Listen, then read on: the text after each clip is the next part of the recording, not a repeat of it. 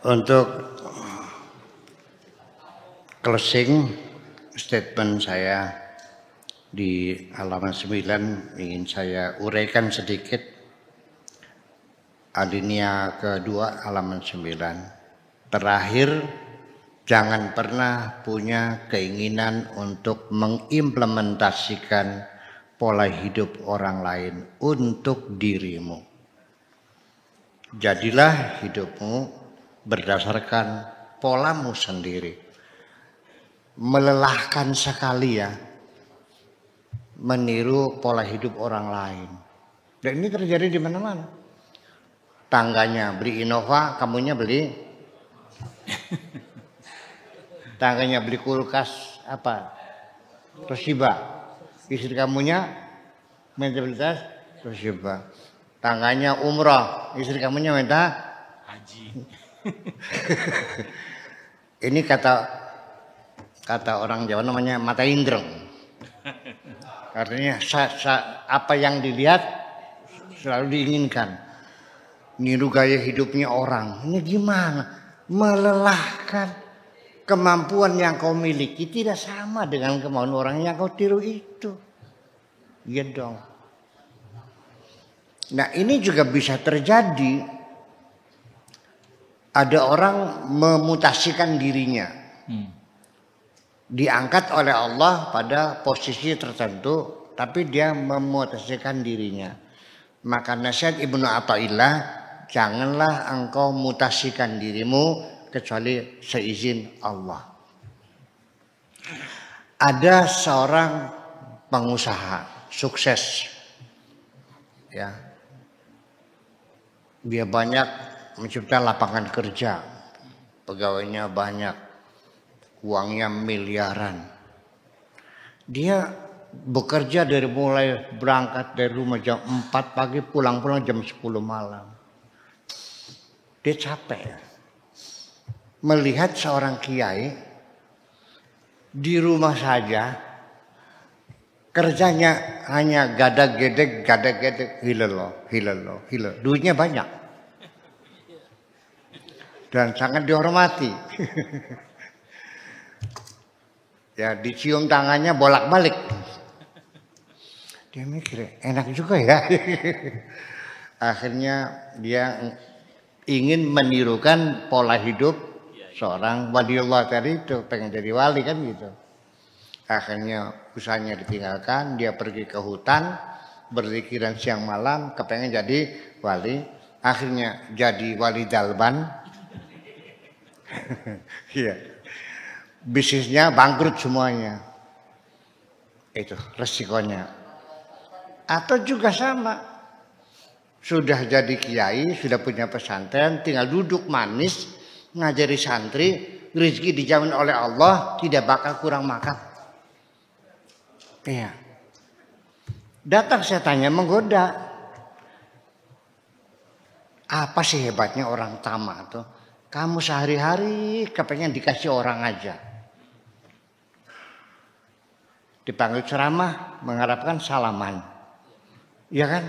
Diundang orang mengharapkan salaman. Tomak kata setannya itu. Coba tunjukkan. Biar ada pantas-pantasnya lah. Jangan hanya mengharapkan pemberian orang. Tuh, tetanggamu kaya, dia bisnisnya terhormat kok. Iya kan? Mobilnya banyak. Akhirnya dia melangkah, memutasikan dirinya sendiri. Jadi pengusaha. Akhirnya usahanya ya bangkrut nggak jadi, pondoknya bubar.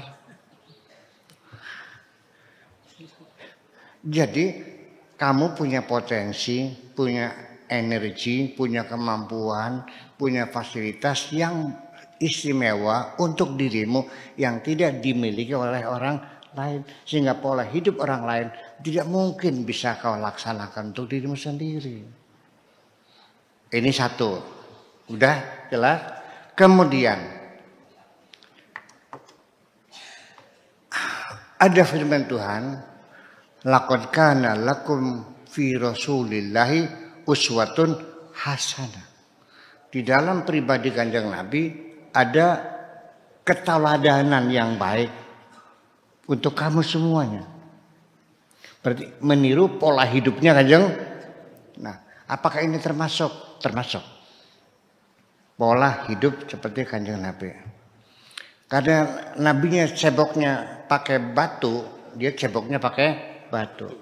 Dikasih tisu nggak mau. Nabi nggak pernah melakukannya. Apa itu? Nabi tidak pernah pakai tisu. Iyalah yang belum ada tisu. Ya, sikat gigi nggak ada pahalanya gigi mah. Pakai siwak, pakai jubah, pakai sorban, dan lain-lain sebagainya. Dengan gaya Nabi. Sendok buang minggir. Pakai tangan, karena Nabi makannya pakai tangan. Terus dijilatin. Gayanya di semua. Bagaimana menurut pendapat Anda? Saya akan mengatakan never mind. Tidak ada masalah. Kalau dasarnya dia cinta kepada Kanjeng Nabi. Itu urusan keagamaan yang diyakini seseorang. Ya, sekalipun kita mesti mempertanyakan, tapi itu hak dia. Dia ingin menerapkan pola hidup orang di abad ke-7. Sedangkan dia hidup di abad ke-1. Apakah itu bisa? Bisa. Dengan kesungguhannya kok. Sampai tidurnya saja, nggak pakai bantal. Pakai lengan tangan kanan, dia miring kanan. Karena Nabi tidurnya miring ke kanan.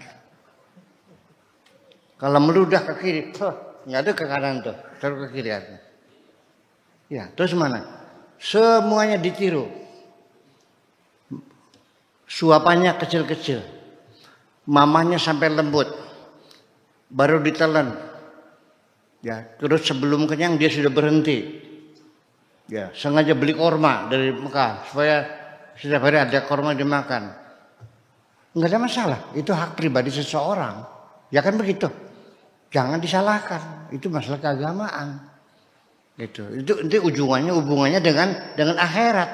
Karena dia berharap sesuatu yang lebih hebat, bukan persoalan kebahagiaan di dunia, tapi kira-kira masuk ke surga. Itu tujuan dia. Itu hak seseorang untuk beragama, silakan saja. Tetapi juga sebaliknya, kalau kita ingin menentukan sekarang, saya tinggal di negara A, tahun 2023, kita punya pola sendiri, efisiensi, skala prioritas dan sebagainya. Silakan, nggak ada masalah. Jangan dikatakan itu separatis, katakan itu apa? Pluralis, apa lagi? Sosialis. Iya, liberalis dan sebagainya. Itu. Yang ada urusan itu hak seseorang kok. Jadi artinya, Anda kalau ada orang tidak beragama benci nggak? Ya, rada-rada begitu juga. Orang mengatakan saya tidak beragama, benci nggak?